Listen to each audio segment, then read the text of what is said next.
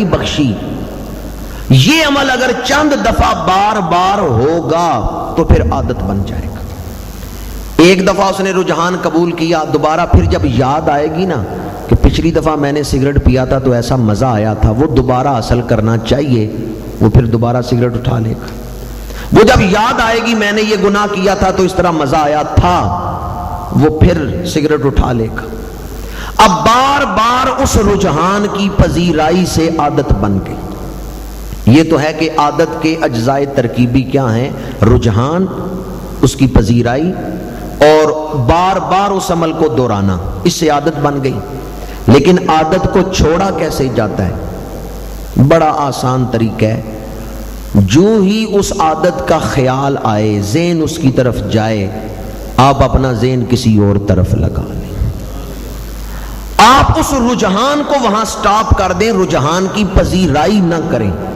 مثلا ایک آدمی کو عادت ہے سگریٹ پینے کی, اس کو خیال آیا, وہ سگریٹ کی لذت ذہن میں آئی, خیال آیا مجھے سگریٹ پینا چاہیے, فوراً وہ اپنے خیال کو روکے, نہیں میں نے سگریٹ نہیں پینا.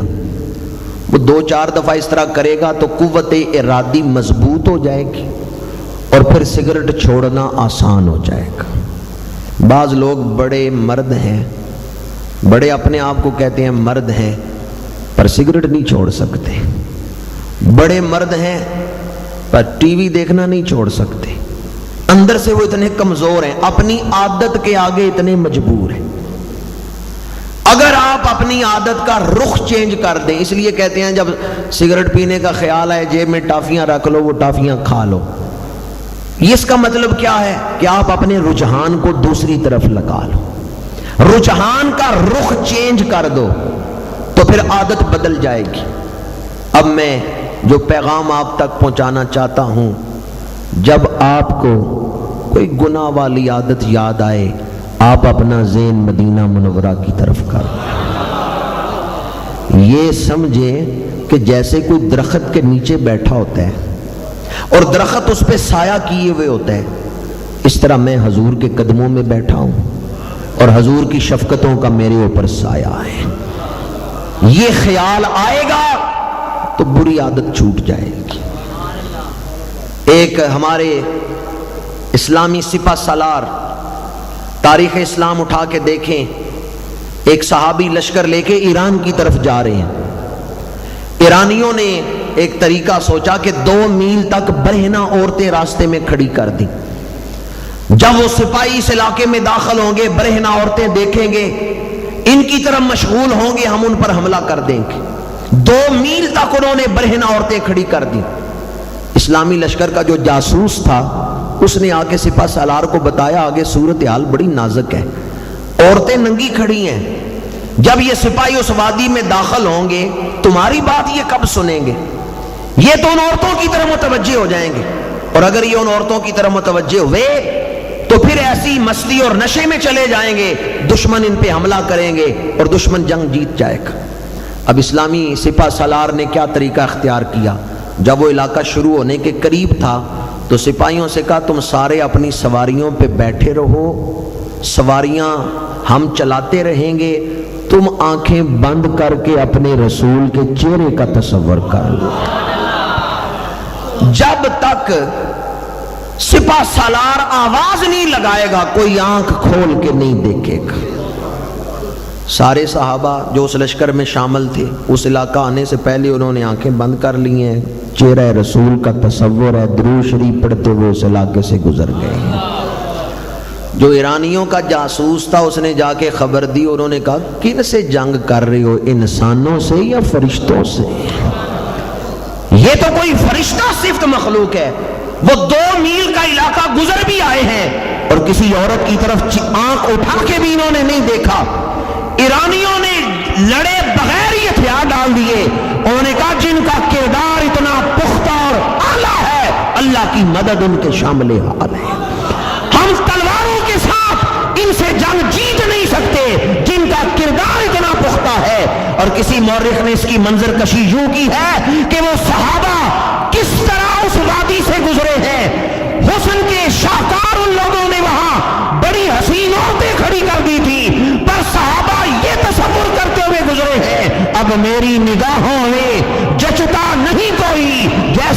سرکار ہیں ویسا۔ نعرہ تکبیر، نعرہ رسالت، نعرہ حیدری، عظمت و شان مصطفیٰ، عظمت و شان مصطفیٰ۔ جب کبھی وسوسہ آئے، جب کبھی کوئی برائی کا خیال آئے، اس کو وہاں ہی روک دیں۔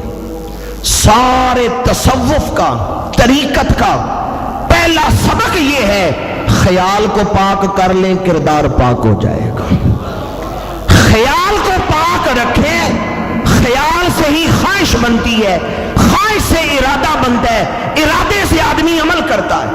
یہ عمل تو بعد کی بات ہے، پہلے ارادہ ہوتا ہے، ارادہ بعد کی بات ہے، پہلے آرزو ہوتی ہے، آرزو بعد کی بات ہے، پہلے خیال ہوتا ہے۔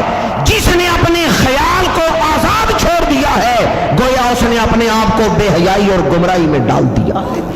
اپنے خیال کو پاکیزہ کر لیں، آرزویں پاکیزہ ہو جائیں گی۔ آرزویں پاکیزہ ہوں گی تو ارادے پاکیزہ ہوں گے، ارادے پاکیزہ ہوں گے تو عمل اچھے ہوں گے۔ اور خیال کو پاکیزہ کرنے کا سب سے آسان طریقہ، خیال کو گنبد خضرا کی طرف لے جائیں۔ امام الانبیاء کی زیارت نہیں کی، گنبد خضرا کی زیارت تو کی ہے۔ چلے وہاں جا کے گنبد خضرا کی زیارت نہیں کی، تصویر تو دیکھی ہے گنبد خضرا کی۔ گنبد خضرا کا تصور کر لیں، خیال پاکیزہ ہو جائے گا۔ خیال پاکیزہ ہوگا تو پھر آرزویں بھی پاکیزہ ہوں گی۔ گنبد خضرا، خدا تجھ کو سلامت رکھے، دیکھ لیتے ہیں تجھے پیاس بڑھا لیتے ہیں۔ وقت اپنے دامن میں وسعت نہیں رکھتا، انہی الفاظ پہ اپنی گفتگو کو سمیٹتا ہوں۔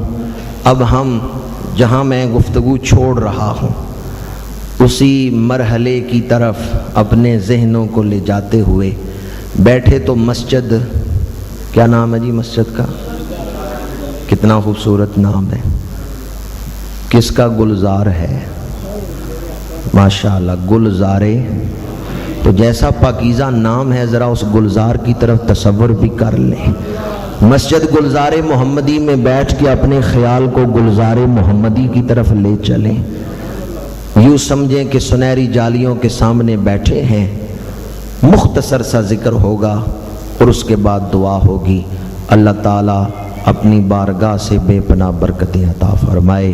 کی محمد سے وفا تو نے تو ہم تیرے ہیں، یہ جہاں چیز ہے کیا لوح و قلم تیرے ہیں، وما علینا الا